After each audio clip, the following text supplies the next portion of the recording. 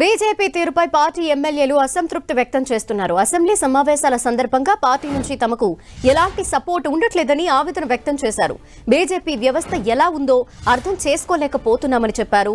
అర్థం చేసుకునే లోపు 5 ఏళ్ల టర్మ్ పూర్తయ్యేలా ఉందంటూ కామెంట్ చేశారు. ఫ్లోర్ లీడర్ లేకపోవడంతో సభలో ఎక్కడ కూర్చోవాలో కూడా అర్థం కావట్లేదని వ్యాఖ్యలు చేశారు. బీజేపీ నుంచి బీఏసీ సమావేశానికి ఎవరు హాజరు కావాలో తెలియట్లేదని చెప్పారు. కాగా బీజేపీ ఎమ్మెల్యేలతో అధ్యక్షుడు కిషన్ రెడ్డి సమావేశమయ్యారా అని మీడియా అడిగిన ప్రశ్నని బీజేపీ ఎమ్మెల్యేలు దాటవేశారు.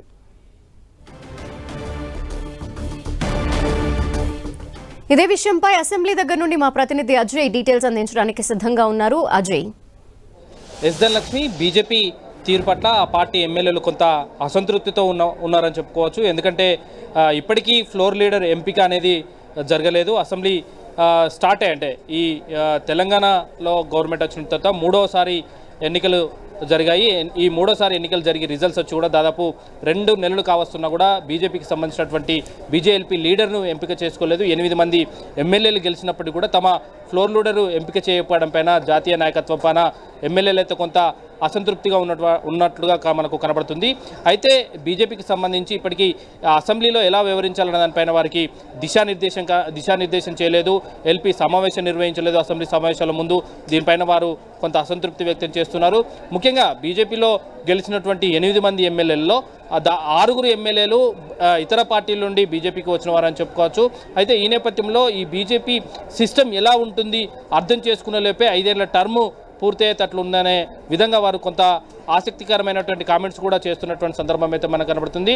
అయితే పార్టీ తీరు పట్ల అసంతృప్తిగా ఉన్నటువంటి ఎమ్మెల్యేలు కొంత అధిష్టానాన్ని కూడా వీలైనంత తొందరగా ఎల్పీ లీడర్ ఎంపిక చేస్తే బాగుంటుంది అన్న మెసేజ్ను కూడా నిన్న పంపించినటువంటి సందర్భం కనబడుతుంది. అయితే ఈ నేపథ్యంలో జాతీయ నాయకత్వం కూడా బీజేఎల్పీ లీడర్ పైన ఫోకస్ పెట్టినట్టుగా మనకు కనబడుతుంది.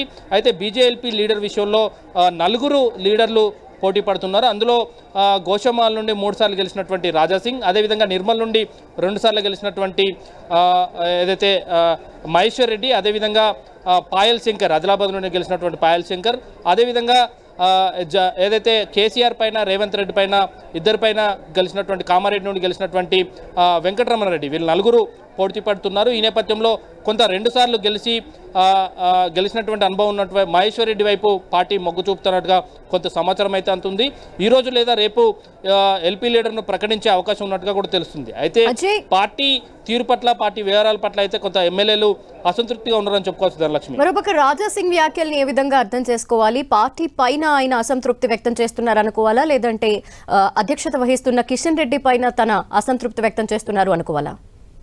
రాజాసింగ్ కూడా లాబీల్లో చిట్చాట్ చేస్తూ పార్టీ తీరుపైన కొంత అసంతృప్తి వ్యక్తం చేసినటువంటి పరిస్థితి మనకు కనబడుతుంది. ముఖ్యంగా ఏదైతే ఎల్పీ లీడర్ ఎంపిక చేయకపోవడం పైన కూడా ఆయన కూడా తీవ్రమైనటువంటి అసంతృప్తి వ్యక్తం చేయడం జరిగింది.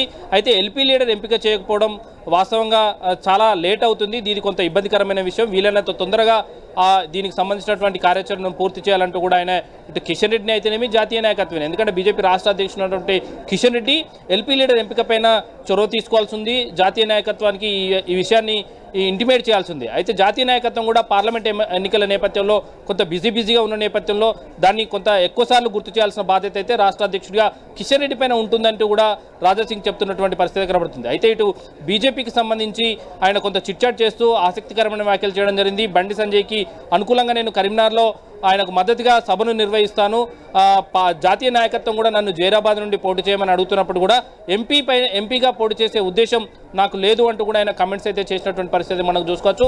ఓవరాల్గా మనం చూసుకోవచ్చు, బీజేపీలో గెలిచినటువంటి 8 మంది గెలిచినప్పటికీ ఆ 8 మంది కూడా పూర్తిస్థాయి మద్దతు ఇవ్వడంలో బీజేపీ పార్టీ విఫలమైందన్నట్టుగానే మనం ఎమ్మెల్యేల మాటలను బట్టి అర్థం చేసుకోవచ్చు. ధనలక్ష్మి.